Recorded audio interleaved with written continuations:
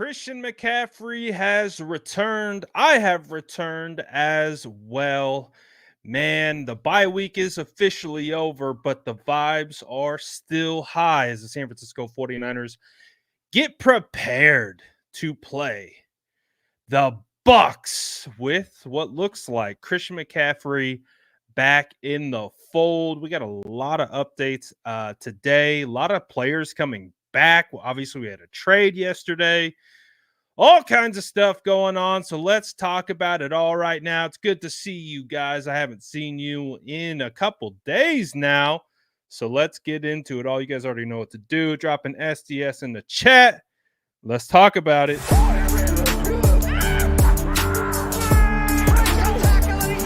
Smash that like button if you haven't already. Love to see it.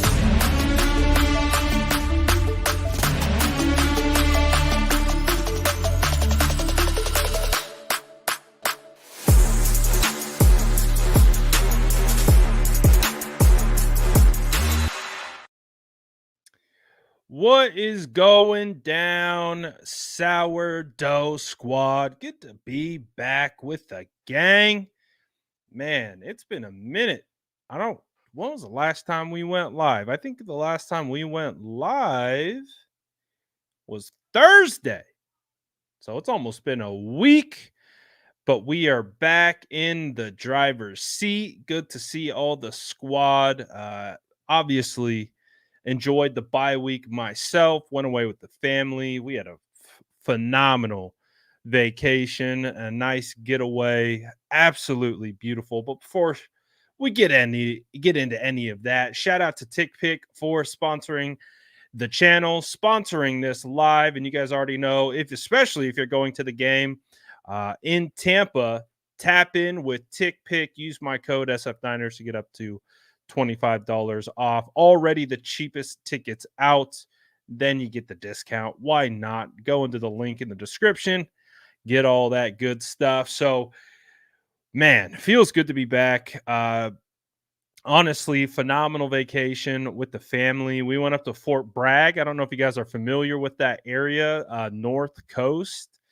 We travel all over California. One of the beauties of being in California is there's always somewhere to go, and you can find these beautiful little pockets. And we found this awesome spot. Our backyard was the beach. It was fantastic. A lot of adventures, a lot of time spent on the beach, all that good stuff. And yeah, man, we're back into it now. Love it. And the San Francisco 49ers make some moves, make some trades. Oh, we got some OGs in the chat. James Vegas says 27 months of some of the best 49ers content and worth every damn penny. Keep up the great content, Brad. Welcome back from your bye week. Shout out to James Vegas. Shout out to all the SDS jumping into the chat. Good to see all you guys, man. Good to be back. Feels kind of like a new season a little bit. I don't know if anyone else feels like that. Maybe it's just me because I kind of escaped, unplugged for a couple days, which is obviously big for me because I'm always plugged in and always trying to stay up to date on all the 49ers content. So when I take a step out of it, it's a mental shift. And it did feel like, coming back into it feels like a little bit of new energy. I don't know if I'm just reading that because I have a little bit of new energy, but it just feels like the 49ers are getting a ton of players back. Christian McCaffrey at the top of the list. Sounds like Dre Greenlaw isn't too far removed from that particular category as well. And it just sounds like the 49ers are trending in the right direction. We find out yesterday the 49ers go out, they trade for Khalil Davis, and they are able to get a defensive tackle for a 2026 seventh round draft pick. So effectively nothing. Is this the third Texans defensive tackle that the San Francisco 49ers have traded for um,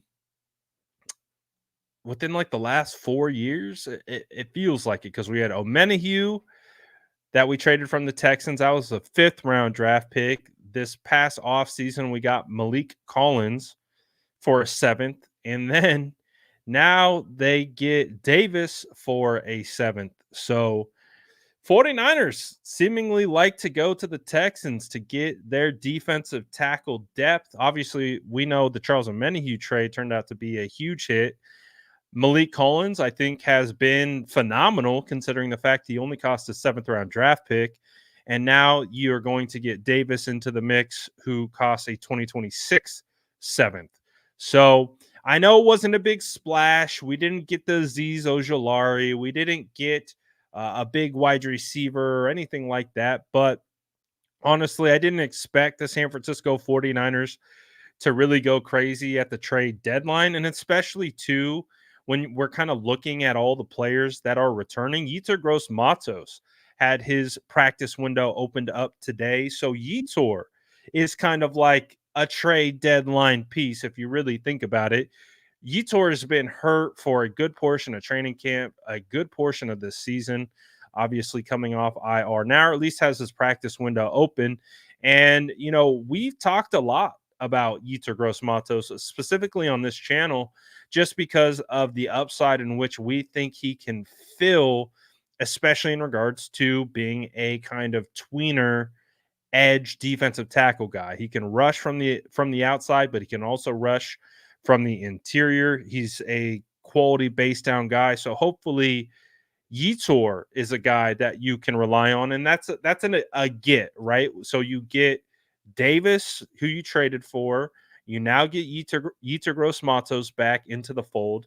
You add Tashawn Gibson into the fold. The San Francisco 49ers bring back their former starter at safety, Tashawn Gibson. I mean, I understand there are some people that aren't super like, ooh, Tashawn Gibson's going to come in and save the season. And I don't necessarily think that is the thought process either. But when you look at the war of attrition that this game is, which is the NFL, and you need bodies and you need capable bodies and you need healthy bodies, and we have already seen Talanoa Hufanga only available for like a game or two. And then you have Malik Mustafa's been banged up with injury. Jair Brown has been able to, be pretty healthy for the most part from everything that we know. George Odom. So they need depth, man. They need depth. And this is a guy who's plug and play. You already know what you're getting. He's already a fit into the locker room. Diamador Leonard posted about Tashawn Gibson returning as well. So, hey, the 49ers get a guy into their practice squad, doesn't cost them a roster spot, who could theoretically start for them. Again, he's started for 2 years. He came in the same way, came in on the practice squad in 2022. He got the start because of Jimmy Ward injury at safety, and he literally unseated Jimmy Ward, who was a captain, who was one of the longest tenured Niners at the time. He took his job, and he didn't give it up for 2 years. So they get him back to the practice squad. I think that's a pretty solid reinforcement. Again, it costs you nothing, and you get a guy who's liked, dare I say, loved in the locker room. Just a great guy. Had the opportunity to speak to him at the Super Bowl. He was phenomenal. Great interview. Great person to talk to. Gives a ton of insight. You can tell it's just super, super mature, super locked in, and about his business. So the 49ers get a former starter back again. He just started for them this year in the postseason. So I think that's a good get for sure. Again, it's not a blue chipper or anything, but I mean, you're talking about a guy who knows your system. I'll take it. I'll take it. I'm curious to know your guys' thought on this one. Um, Jake Moody looks like he is on track to be kicking in this game against the Bucks. The 49ers basically told you as much by releasing Anders Carlson from the practice squad. So Jake Moody's probably kicking this week. And I saw a lot of mixed reactions about that. The fan base is definitely split on Jake Moody, and yeah, because I saw a lot of people like, you should have kept Jake Moody on IR, should have kept Anders Carlson, which I thought was surprising. I think Anders was good. He did miss a pretty big PAT. Um, no one talks about that, which I find interesting. But hey, it is what it is. It is what it is. I am looking forward to Jake Moody to be back. I felt like I'd finally become comfortable, with Jake Moody. Again, part of the process is you get a rookie, you draft him high, the expectations are through the roof. You don't really know what that process is going to look like. So there's a lot of expectation, there's a lot of scrutiny, there's a lot of pressure. And I felt like, considering he was a rookie, I thought he did good. I didn't think he was great as a rookie. I thought he was good. I thought he was solid. I didn't think he was, you know, Hall of Fame level kicker as a rookie, but it's all right. He's good. He got the job done. Helped definitely win some games, but it is what it is. I get it. Um, until Jake Moody wins some insane game and with some crazy kick, it's gonna take the fan base, I think, some time to really embrace Moody, but it is what it is. For sure. Oh, snaps. James Vega coming in with the 50 piece. Appreciate you, my boy. He says, I'm jumping the gun with this question, but which big name player on the 49ers gets traded away this offseason? When does Cowan get his chance to shine? My bad if these questions have been asked before. No, you are more than fine, James, and we will answer them. So, which big name player?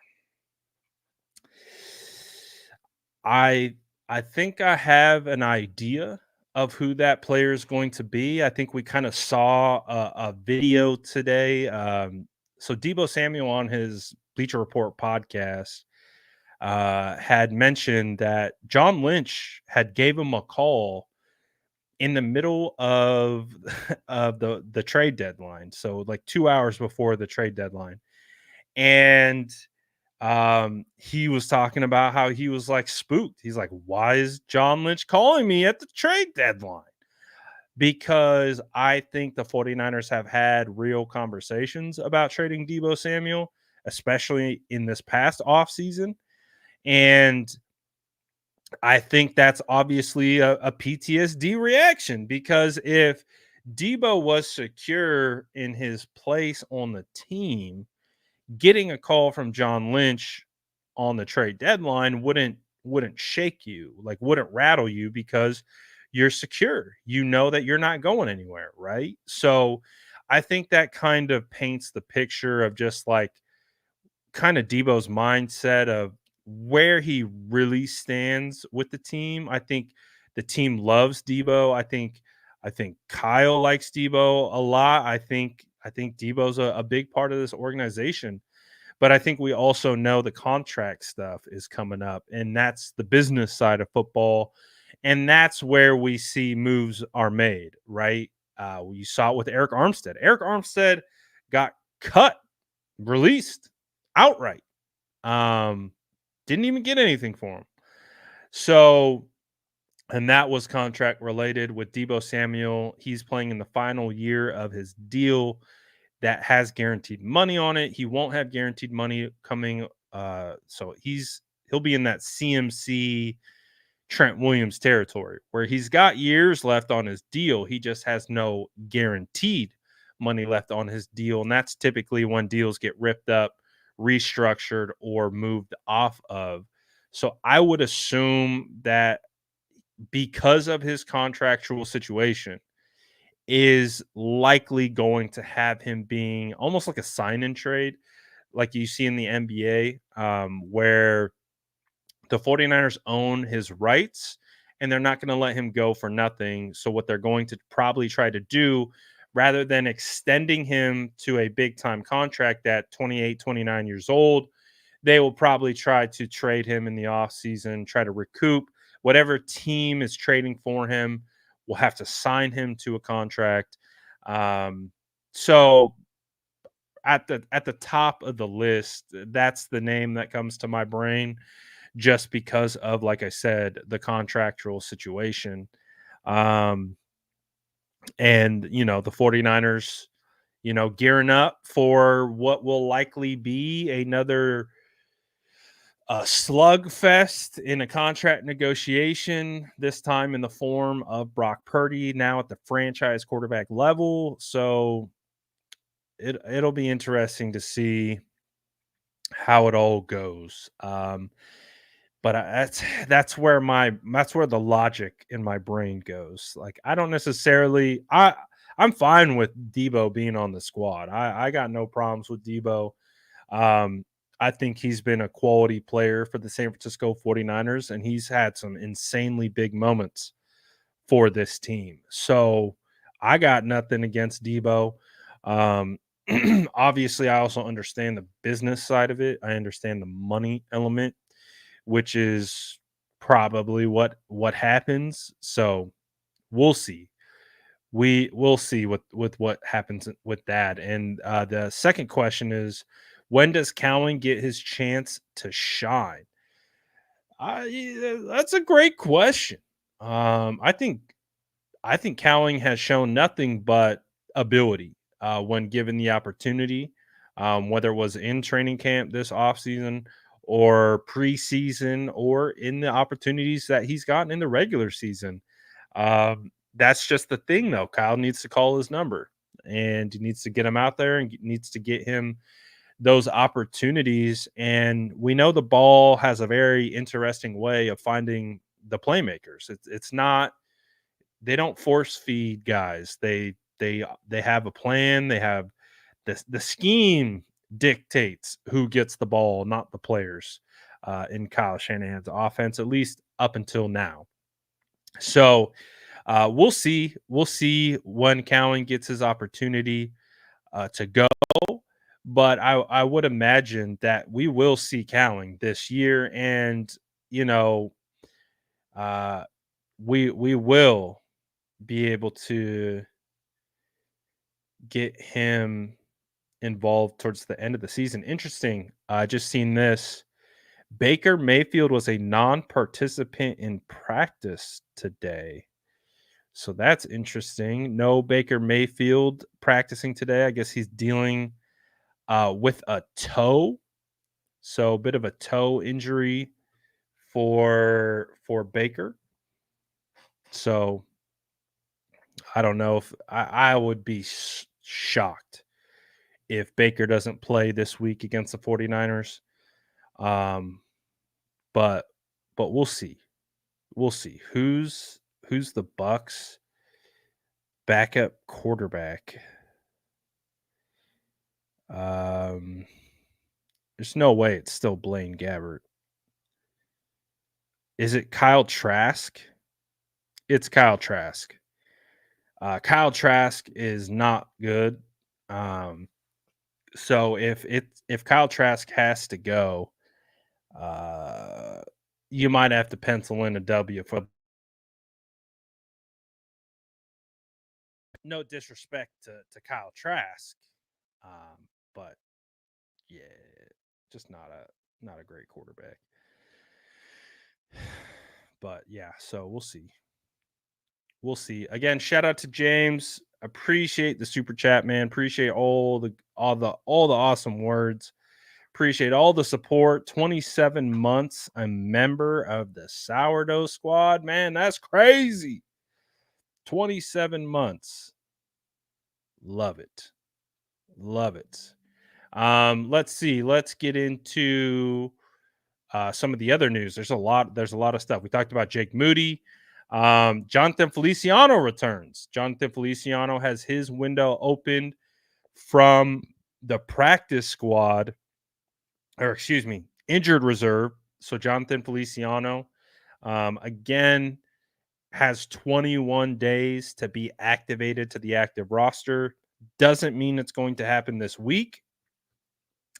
So that will be interesting to see how the 49ers kind of manage that situation. Um, I would kind of think that Ben Barch might be on the outs as well if they're looking to just kind of replace some O line uh, and just kind of have a clean kind of switch over. But it'll be interesting to see if Jonathan Feliciano gets any run. Obviously, Dominic Pooney has turned into a certified stud. He's not going anywhere. I don't think Feliciano will threaten McKivitz for any reps. If Feliciano's going to play, it's going to be either Banks or Brendel. But we'll see. We'll see how Forster likes his group and what they want to do. One thing about Feliciano is he's an extremely consistent player.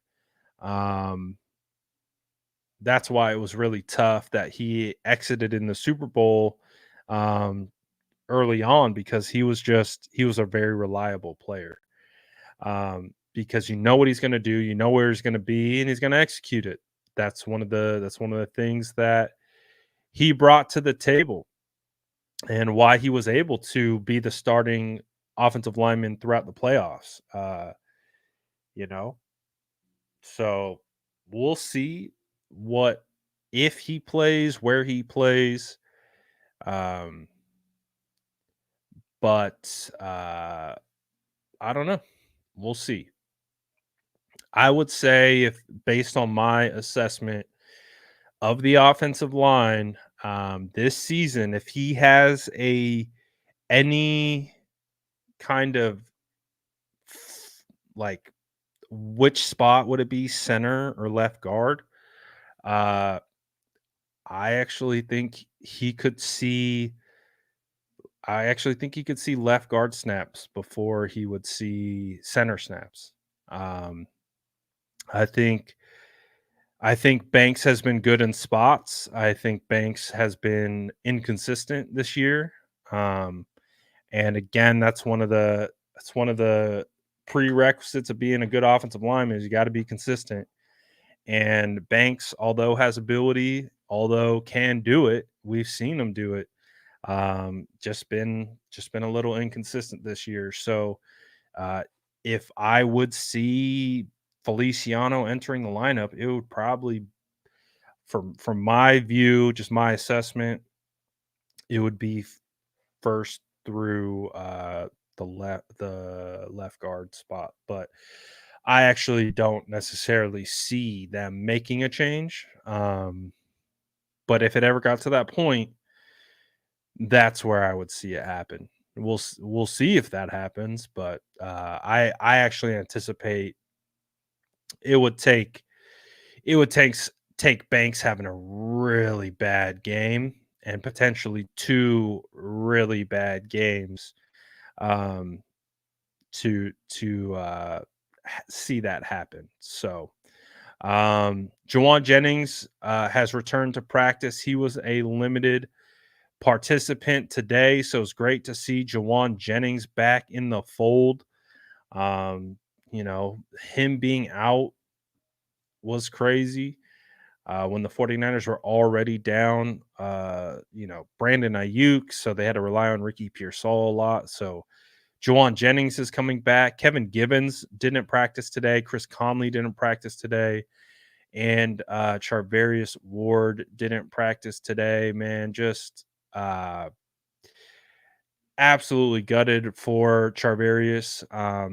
According to Kyle Shanahan, he is, tending to some personal matters.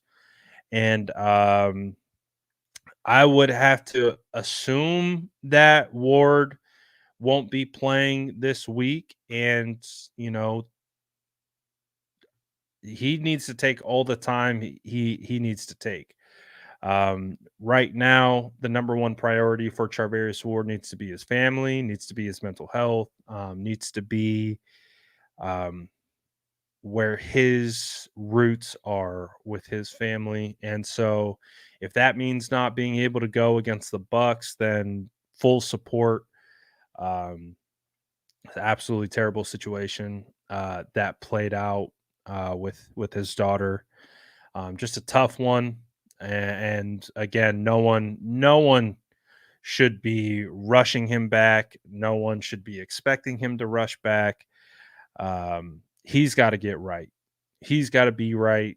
And, you know, every situation is different. Every situation is complex, especially in this regard. I know 49er fans remember when Marquise Goodwin kind of completely different situations, but still dealt with loss of a child. He obviously played the very next day. It's completely different situations, and each situation needs to be handled uniquely to the individual. But just a tough situation, man. I don't expect. I expect Charles to take whatever time he needs and just be with his family. And just a tough situation. I know all you guys feel for Mooney, man. Just a tough one. To kind of switch gears a little bit, the 49ers did sign Russell Gage to the practice squad today. So they did add a wide receiver. They did try him out a couple weeks ago, and today they bring him in. They sign him. He's on the practice squad. So Russell Gage, he's been a decently productive wide receiver in this league. I mean, over 2,500 receiving yards, over 5 years of playing time, um, 14 touchdowns. 2020, he was targeted 108 times and had 72 receptions for 786 yards. The following year, he had 66 receptions for 770 yards and 4 touchdowns. So, I mean, he's been productive in the NFL. He just hasn't played meaningful snaps since 2020 or 2022. And in that season, he had 53 receptions for 436 yards and 5 touchdowns. So the last season he played was his most productive season from a touchdown perspective. So he's always been solid, never been like amazing or anything like that. Just uh a good quality wide receiver, right? Um so we'll see. We'll see if Russell Gage can make an impact. They obviously had to make a move to the practice squad. They released Malik Turner, who was signed to the practice squad last week. Man, there was a lot of movement over the bye.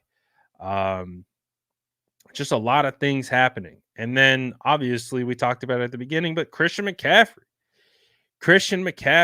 back into the fold for the San Francisco 49ers. Oh, feels fantastic.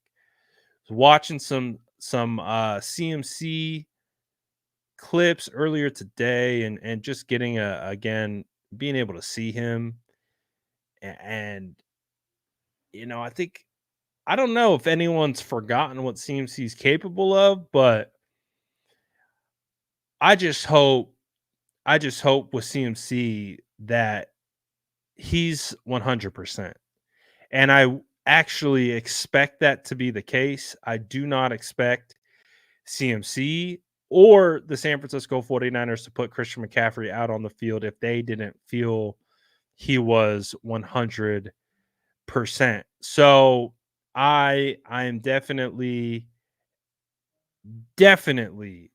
optimistic of him being able to go because if he can go, I expect to see him to be able to go at full speed. And you take it for granted, when you're watching the tape. And one of the things that constantly stands out about CMC is he's able to always get additional yardage because he's so good with his body movement. He's so good making guys miss in a phone booth. It's absolutely actually insane how good he is. Um, and just kind of watching some of these clips, as you see a stiff arm on Chauncey Gardner Johnson, you just see his ability, you see what he brings to the table, and he's such a difference maker for the San Francisco 49ers. And it's just, again, I keep coming back to this thought process that this might be a bit of a blessing in disguise for the 49ers in the sense of, you know, they really had to go through some early trials and tribulations. They really had to figure out like how to overcome CMC being out, Brandon Ayuk not being up to speed because of the holdout. Um, Jawan Jennings being available, then not available, Deebo Samuel being available, and then not available, Jordan Mason being available, then not available. They've had to really shift some pieces around and like really get it just total next man up mentality. And because of that, we have found out Jordan Mason, which we already knew on this channel, J- Jordan Mason, stud. Isaac Orendo, stud. Ricky Pearsall comes back, gets some opportunities. He looks good. All right. They had to overcome that situation. And then it's like, all right, they get punched in the mouth by the Chiefs, kind of wakes them up a little bit.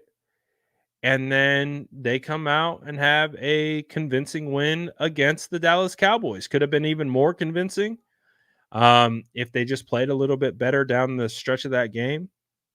But again, that to me just that reminds me of the season. Just kind of they're good enough. This team is good enough. This team is capable of winning a lot of games. They should be 6-2 if they could get out of their own way against Arizona and the Rams. They should be 6-2. That's what their record should be. But they didn't take care of business. They didn't execute, and they let 2 10-point fourth quarter leads slip out of their hands again. And as a result, they're now third in the NFC West, down one game to the Arizona Cardinals, and are 4-4 as a result. So the thing is,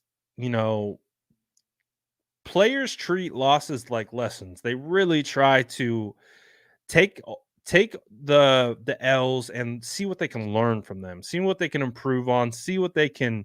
Okay, well, we messed up in this area. We're not going to do this over here. We're going to improve upon that. That's the mindset of a football player. So when you're kind of we take the tale of these last 2 seasons where the 49ers went 5-0 out the gate. They looked unstoppable, right? Then they lost for a month. Don't for I, don't forget about that. They lost 3 straight games and they lost going into the bye.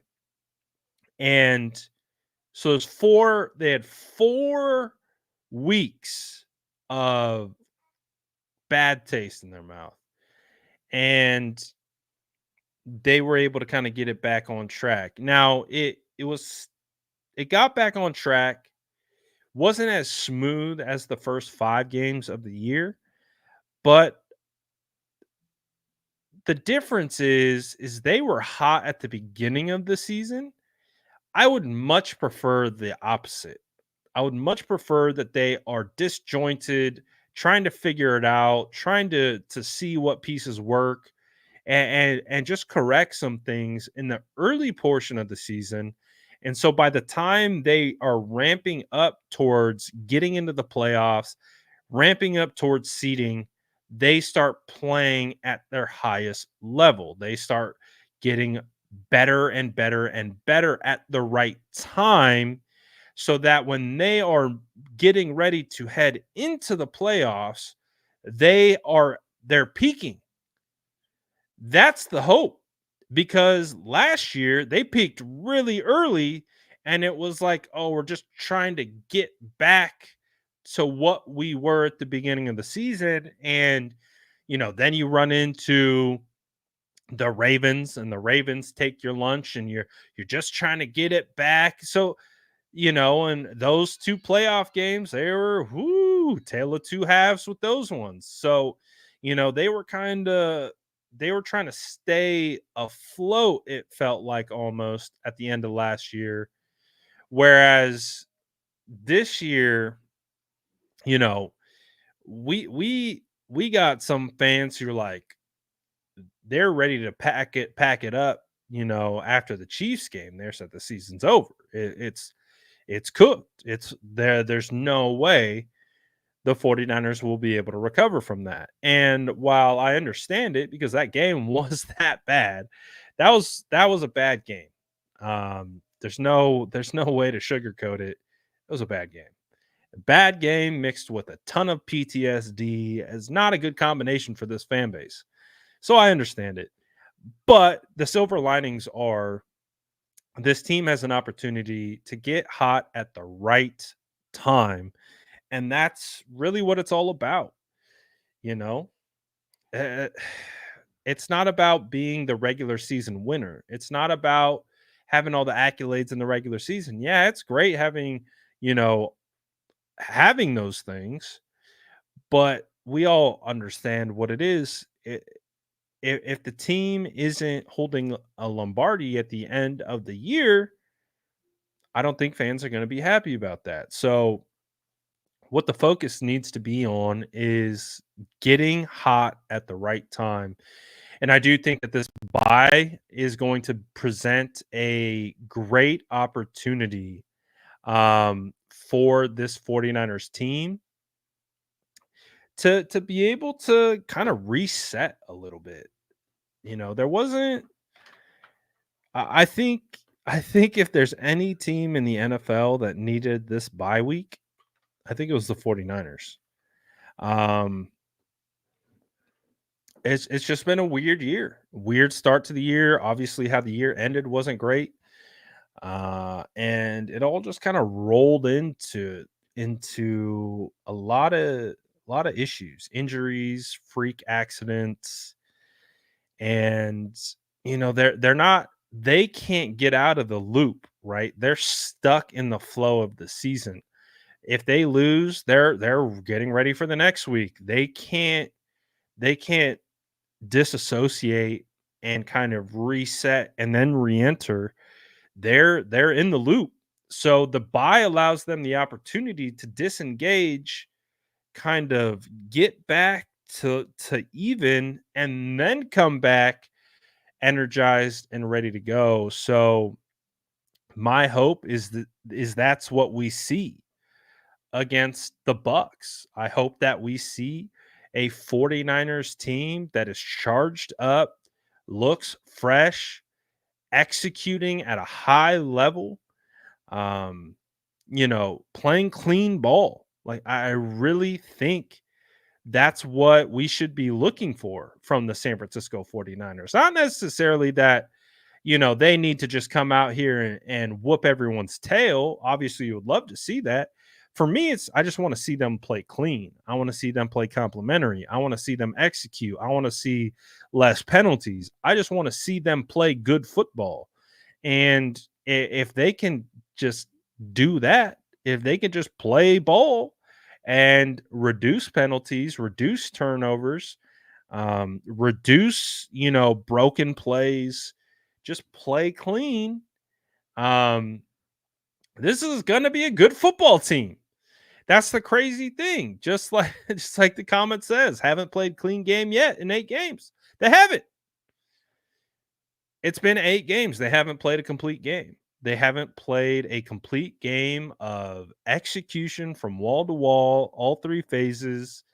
And again, that doesn't mean you have to come out and be dropping haymakers. It's just playing clean. It's just lack of penalties, lack of turnovers, lack of miscues, lack of busts on the back end, all those things. You know, if this team could just play clean, not a lot of teams would be able to beat them. And that's where also, again, a lot of the optimism for me comes from is like, I see a lot of things that can be cleaned up. I see a lot of things that can be improved. And as a result of that, it's like, that's why it's really hard to count this team out, because if they play to their ability, they play to their potential, they're top 5 team in the NFL. There's not a lot of teams that are really going and creating issues for them. The Chiefs, the Lions, the Ravens potentially. Um, there's really not a whole lot of teams that I think could stack up to a 49ers team that is playing clean football. So, hey, I'm looking forward to it. Hopefully, hopefully the 49ers can really kind of lock in and, just with a clean slate. I feel like they're going to be treating this second half of the season like a new season, like a new year. They're 4-4, they're 500, might as well be 0-0, and just just leave that 4-4 in the past. There's nothing you can do to change it. There's nothing you can do to get, those 2 wins that you should have had back. It is what it is. Now you got to go take advantage. You got to beat the Bucks. Then you got to come back home and you got to take care and you got to sweep Seattle at home. And then you got to go beat Green Bay and Green Bay. And then you got to go beat the Bills in Buffalo. It's not an easy task, but if they play their game, and let's say you get a Dre Greenlaw back into action around Packers or Bills, and you can remain healthy through week 10 and week 11, and you can get back on top and you get to be 6-4 heading into that back end stretch of the year, they control their own destiny. They control what the outcome is going to be for the year. And that's honestly kind of where you want to be. Obviously, you don't want to be digging yourself out of a hole, but if they are 6-4 heading into Green Bay and Bills back-to-back road games, they're back in that driver's seat, and that's exactly what we want. So, it's still a long season left. Another leg of the season left.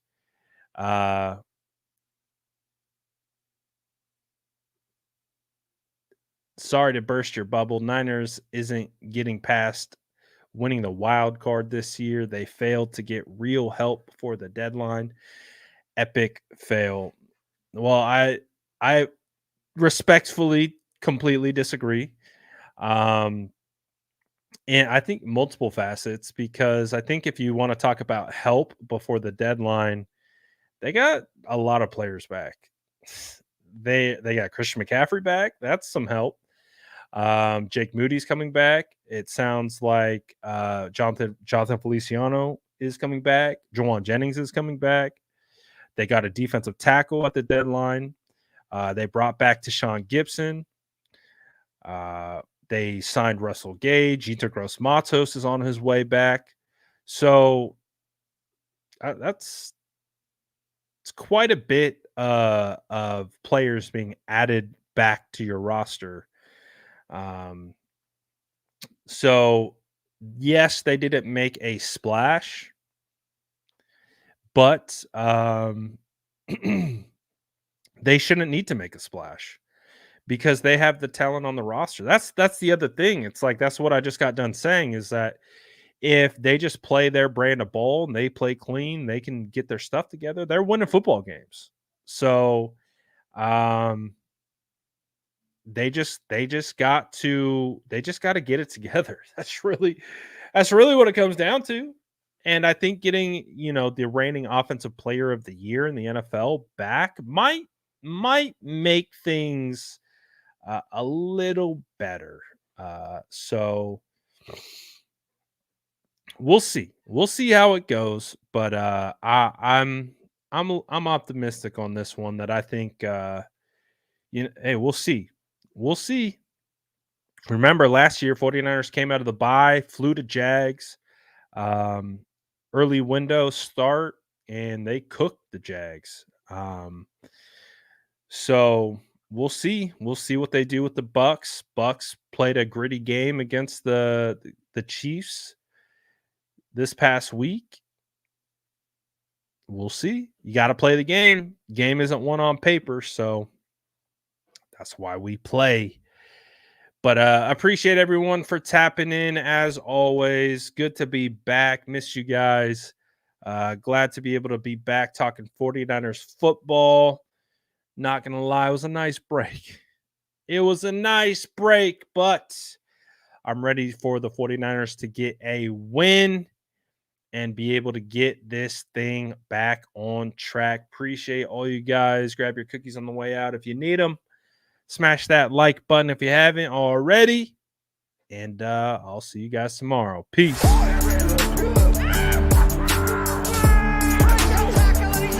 Smash that like button if you haven't already. Love to see it.